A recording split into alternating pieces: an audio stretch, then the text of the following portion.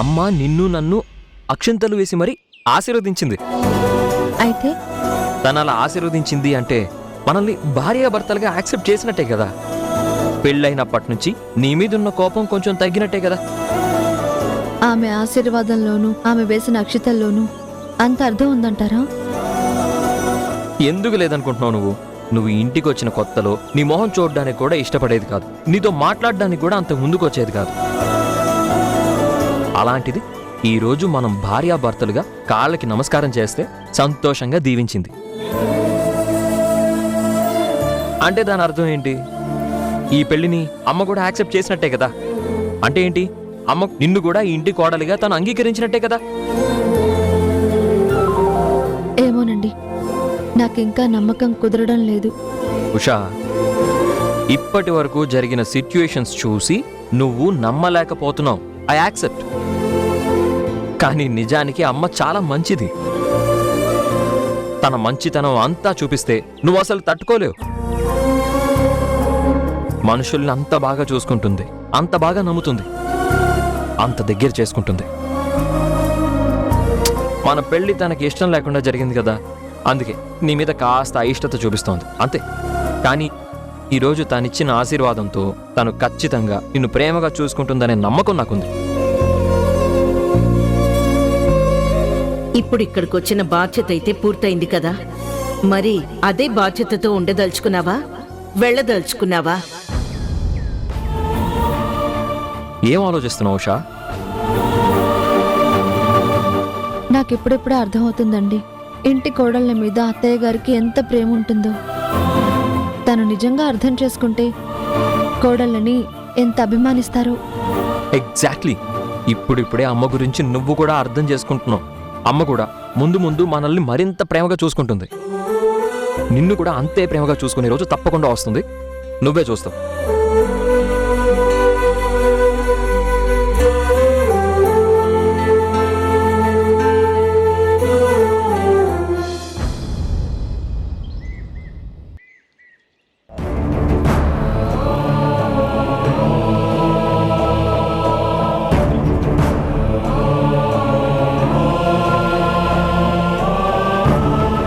ఏమండి, అన్నయ్య గారికి ఫోన్ చేశారా?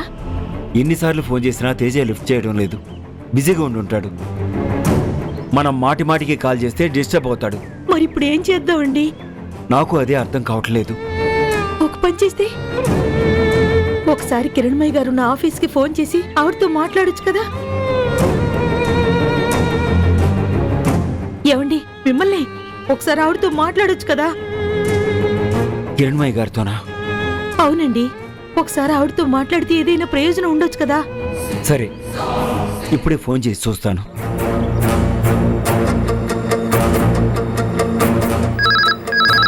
I will take this. Okay madam. Hello, Kiranmayi గారితో మాట్లాడాలి.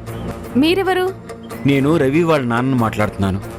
ఓ, పోలీసులు అరెస్ట్ చేశారు కదా, ఆ రవి వాళ్ళ నాన్న? అవునండి, ఎక్కడో ఏదో పొరపాటు జరిగింది. తప్పంటే ఏంటో తెలియని వాడి మీద లేనిపోని నిందలు మోపుతున్నారేమో అని అనుమానంగా ఉంది. ఓ, ఇన్వెస్టిగేషన్ పేరుతో పోలీసులు వాడిని ఎంతగా హింసిస్తున్నారో అని భయంగా ఉంది. ఒకసారి కిరణ్మయ్య గారు ఫోన్ ఇస్తారా? మేడం కా? ఎందుకు? మా అబ్బాయిని ఏదో ఒక విధంగా విడిపించమని ఆమెను ప్రాధేయపడతాను. బాగుంది మీ వరుస. వేటగాడి దగ్గరికి లేడి పిల్ల వచ్చి నన్ను కాపాడు అన్నట్టుంది. మీరేం మాట్లాడుతున్నారో నాకు అర్థం కావట్లేదమ్మా. అసలు మీ అబ్బాయిని అరెస్ట్ చేయమని చెప్పిందే కిరణ్మయ్య మేడం. అలాంటిది మీరొచ్చి కిరణ్మయ్య మేడంవి కాళ్ళు వేళ్లు పట్టుకుంటే ఆవిడ మీ అబ్బాయిని వదిలేస్తారా? మీ అబ్బాయి తప్పు చేశాడు, మా మేడంకి కోపం వచ్చింది, అందుకే మీ అబ్బాయి అరెస్ట్ అయ్యాడు. మీరు మేడంతో మాట్లాడడం వల్ల ఎలాంటి ప్రయోజనం లేదు. ఏమండి, ఏమైందండి? ఆవిడతో మాట్లాడటం కుదురుతుందంట? పోనీ ఇంకొకసారి అన్నయ్య గారికి ఫోన్ చేయొచ్చు కదా. ఇంకెవరికి ఏ ఫోన్ చేసినా ప్రయోజనం ఉండదు రాదా. ఎందుకండి? పార్వతీదేవికి కోపం వచ్చింది. అలాంటప్పుడు పరమేశ్వరుణ్ణి కరుణించమంటే కరుణిస్తాడా? ఒకవేళ కరుణించే ఉద్దేశం పరమేశ్వరుడికున్నా పార్వతీదేవి ఊరుకుంటుందా? అసలు ఏం మాట్లాడుతున్నారండి? అంటే ఇదంతా చేయించింది నీ అనుమానం నిజమే రాధా. మన అబ్బాయిని అరెస్ట్ చేయించింది కిరణ్మయ్యే. ఇప్పుడు తేజాన్ని ప్రసన్నం చేసుకోవాలి అంటే ఆ కిరణ్మయ్య కోపాన్ని తగ్గించాలి. అది మన వల్ల ఏ పని కాదు. అలా అని ఈ విషయాన్ని ఇంతటితో వదిలేస్తారా? మన వల్ల కాదని మన కొడుకుని వాళ్ళకు బలి చేసేస్తారా? ఏమో రాధా, మన కొడుకుని ఎలా రక్షించుకోవాలో నాకు అర్థం కావటం లేదు. వాణ్ణి ఎలా తిరిగి తెచ్చుకోవాలో నాకు బోధపడటం లేదు.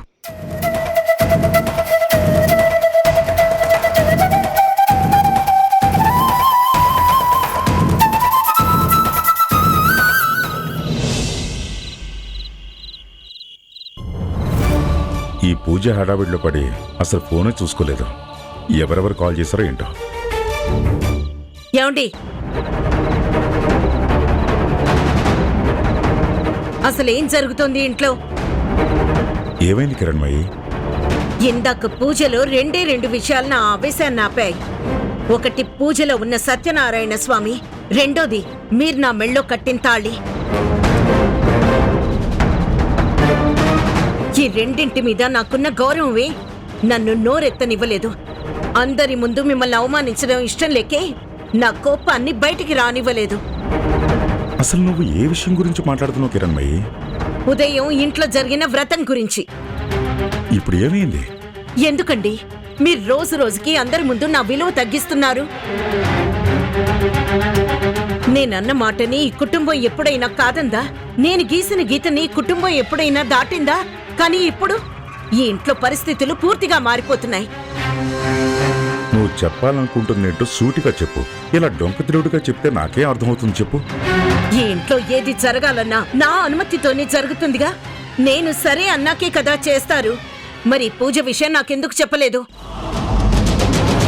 మీ అంతటి మీరే నిర్ణయాలు ఎందుకు తీసుకున్నారు? ఇప్పుడు మీ అమ్మని కాదని నేనేమైనా చేయగలను అని పిల్లల దగ్గర రుజువు చేయడానికి ప్రయత్నిస్తున్నారా? Stop it Kiranmayi. అసలు ఏం మాట్లాడుతున్నావు నీకైనా అర్థమవుతుందా? పిల్లల ముందు మీ తల్లి కంటే నాదే పై చేయని ప్రూవ్ చేయాలని ప్రయత్నిస్తున్నారు, అంతేగా? అర్థం చేసుకుంటే అన్ని సవ్యంగానే కనిపిస్తాయి. అపార్థం చేసుకోవటం మొదలు పెడితేనే అన్ని సమస్యల్లాగానే కనిపిస్తాయి. చూడు, పూజ గురించి నేను చెప్పడానికి నీకు ఫోన్ చేశాను. నేను చెప్పింది సగం విని మధ్యలోనే ఫోన్ కట్ చేశావు. అందుకే నీకు మెసేజ్ కూడా పెట్టాను.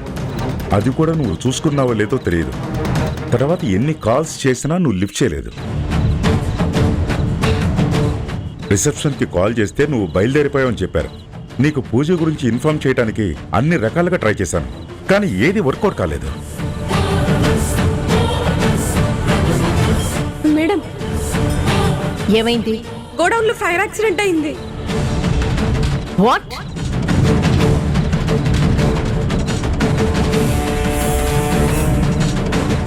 చెప్పు కిరణ్మయి, నేను నీకు చెప్పడానికి ఇన్ని ప్రయత్నాలు చేయటం నేను చేసిన తప్ప? ఒక్క ప్రయత్నానికి కూడా నువ్వు అందుబాటులో లేకపోవటం నా తప్ప?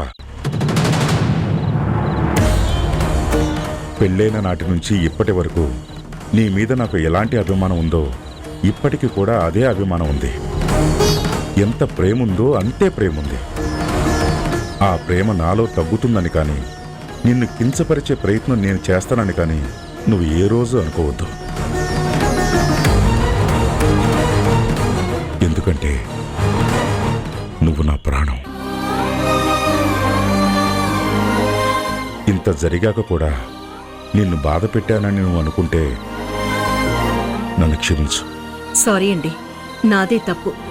అసలు జరిగిందేంటో కనుక్కోకుండా ఆవేశపడ్డాను. పోనీలే, ఇప్పటికైనా అర్థం చేసుకున్నావు. నాకదే చాలు. మీకు ఆఫీసులో జరిగిన ఒక ఇంపార్టెంట్ విషయం చెప్పాలండి.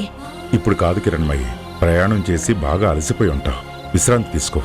ఏవైనా ఉంటే తర్వాత మాట్లాడుకుందాం. ఉం?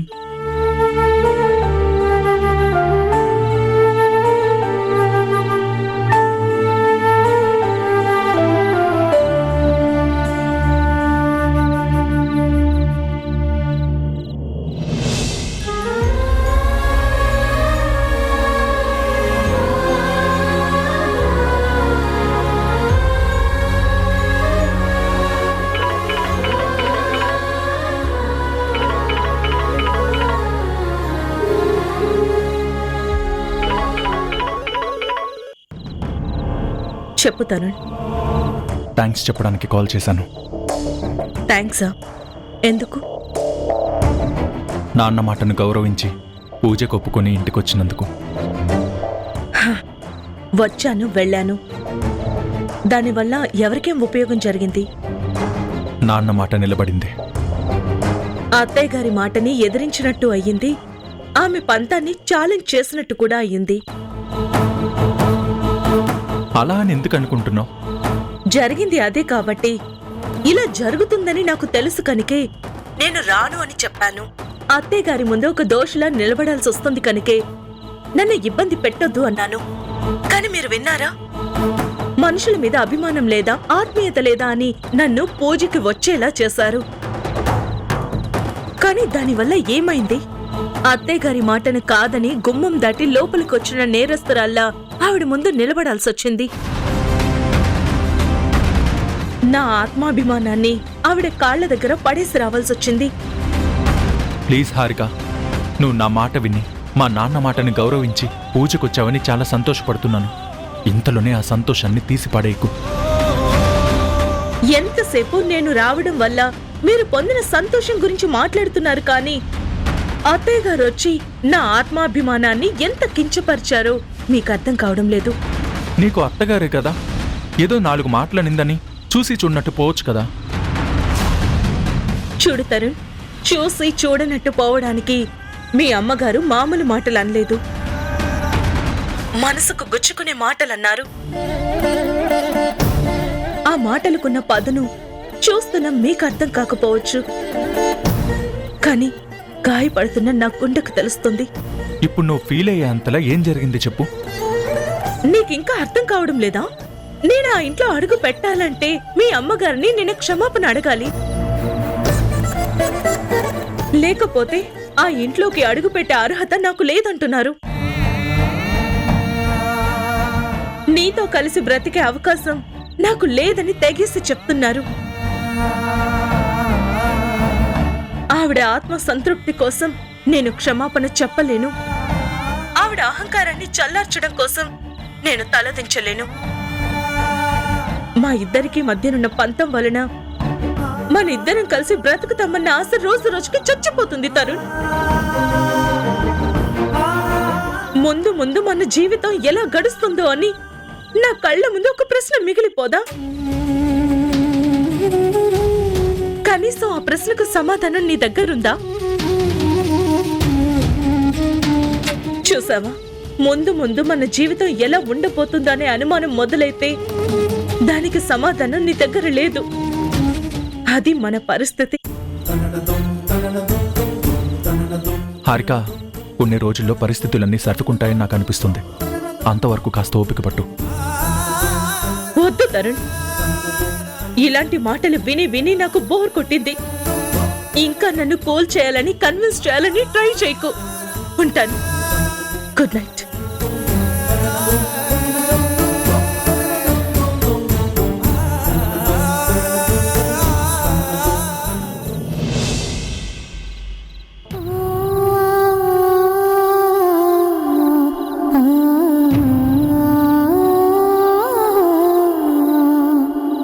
అన్నయ్యని పోలీసులు అరెస్ట్ చేసిన విషయం గురించి ఒకసారి అత్తయ్య గారితో మాట్లాడితే.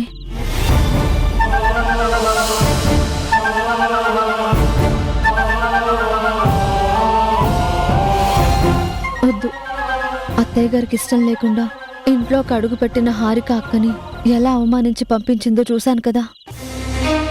నేనంటే కూడా ఇష్టం లేదు. అలాంటిది నేను అడిగితే సాయం చేస్తారని ఎలా అనుకోవాలి? వద్దు, అత్తయ్య గారితో ఈ విషయం మాట్లాడకపోవడమే మంచిది.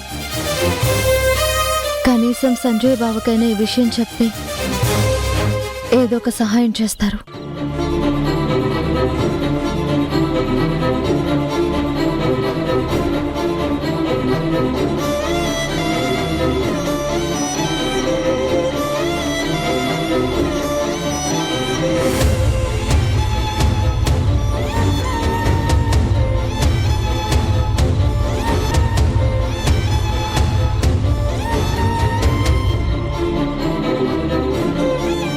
ఉషా,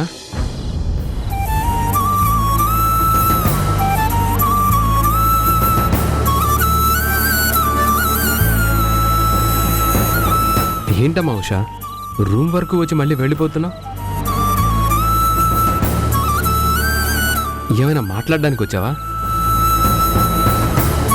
అవును బావగారు. దేని గురించమ్మా? అన్నయ్యని పోలీసులు అరెస్ట్ చేశారంట.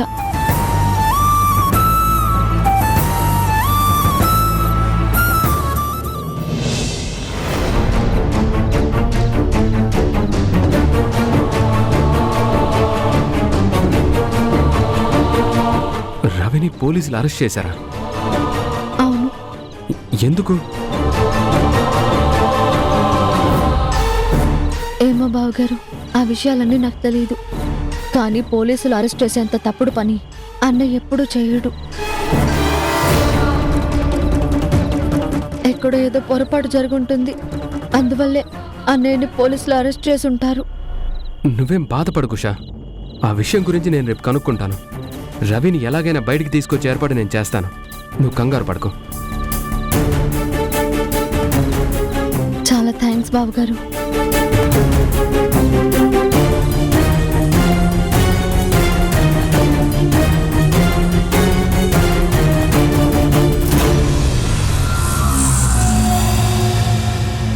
బావగారు, ఈ విషయాలన్నీ మీ తమ్ముడు గారికి నేను చెప్పలేదు. చెప్తే ఇదంతా తన ఆరోగ్య పరిస్థితి మీద ప్రభావం చూపిస్తుంది. అందుకే నేను చెప్పలేదు. దయచేసి మీరు కూడా చెప్పకండి.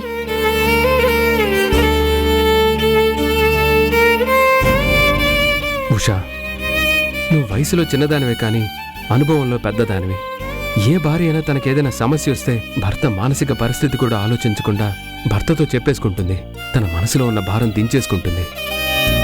కానీ నువ్వు నీ భర్త ఆరోగ్య పరిస్థితిని ఆలోచించి అన్నీ నీ మనసులోనే దాచుకుంటున్నావు. నేను చూస్తుంటే చాలా గర్వంగా ఉందమ్మా. నువ్వెళ్ళు.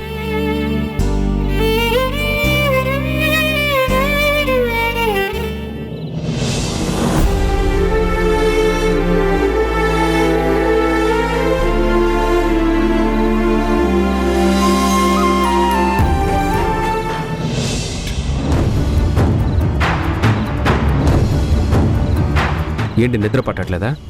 ఆ మాట అడగాల్సింది నేను. మళ్ళీ ఏమైంది? ఆ ఉషతో అర్ధరాత్రి గుసగుసలేంటి? మొత్తం విన్నట్టున్నావుగా, మళ్ళీ ఎందుకు అడుగుతున్నావు? వినపడలేదు కాబట్టి అడుగుతున్నాను.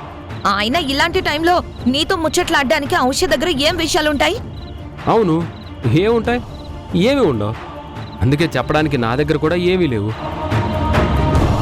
నాకు నిద్ర వస్తుంది. Good night.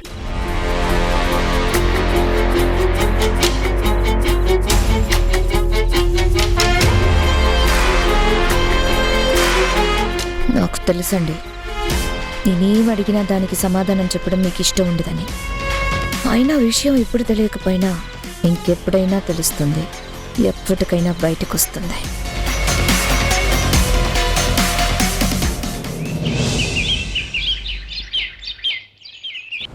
తప్పు చేసావు కిరణ్మయ్యి. ఇప్పుడు ఏమైందన్న అలా అరుస్తున్నారు? నిన్ను ఫ్యాక్టరీలో ఉన్న సమస్యలు తీర్చడానికి పంపించాను, అంతేగాని కొత్త సమస్యలు సృష్టించడానికి కాదు. ఇప్పుడు ఏమైంది? ప్రసాద్ ఫోన్ చేసి చెప్పాడు. రవిని ఎందుకు అరెస్ట్ చేయించావు? తప్పు చేశాడు కాబట్టి అరెస్ట్ చేయించాను. వాడు నా స్నేహితుడి కొడుకు. రవి ఎప్పుడు తప్పు చేయడు. మీరు కళ్ళు మూసుకొని లోకాన్ని చూస్తున్నారు. అందుకే మంచి వాళ్ళెవరో ముంచే వాళ్ళెవరో మీకు తెలియడం లేదు. నాకు ప్రపంచం మొత్తం తెలియకపోవచ్చు, కానీ నా చుట్టూ ఉన్న వాళ్ళలో నాకు మేలు చేసేవాళ్ళెవరో కీడు చేసేవాళ్ళెవరో తెలుసుకోలేనంత అమాయకుడు మాత్రం కాదు. మీరు తెలివైన వారే, కానీ మీ స్నేహితుడు మీకంటే తెలివైనవాడు. ఆస్తిపాస్తులు లేకపోయినా తన కూతుర్ని ఇంత పెద్దింటి కోడలిగా పంపించాడు. అర్హత లేని తన కొడుకుని మన ఆఫీస్లో ఉద్యోగంలో జాయిన్ చేయించాడు. Stop it, Kiranmayyi! Stop it, Kiranmayyi! Stop it, Kiranmayyi! Stop it, Kiranmayyi! నీ నోటి నుంచి ఇలాంటి మాటలు వస్తాయని, నా స్నేహితుడిని ఇంత తక్కువ చేసి మాట్లాడతావని నేను అస్సలు ఊహించలేదు. నేనతన్ని నిజ స్వరూపం గురించి చెప్పాను. అతను తప్పు చేయలేదని మీరు అనుకుంటే అది మీ పొరపాటు.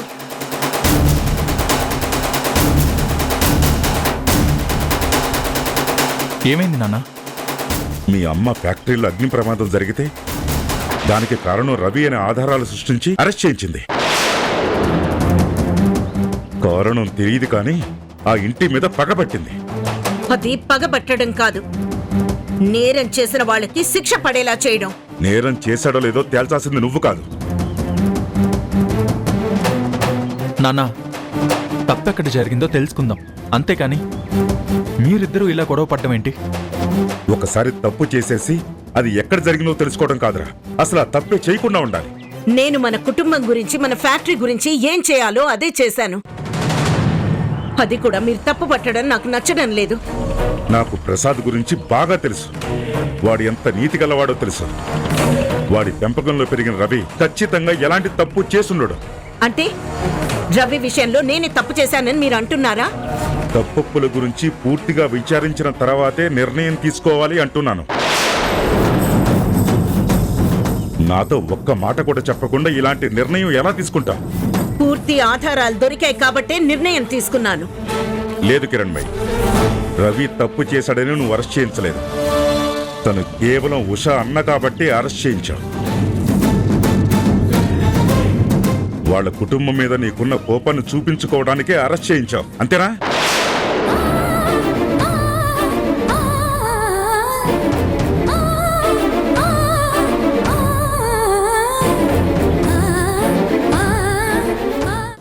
నువ్వు ఏడ్చావా? నువ్వు సంతోషంగా లేవు. నీ మనసులో ఏదైనా బాధ ఉంటే ఆ బాధ వినడానికి నేను సిద్ధంగా ఉన్నాను.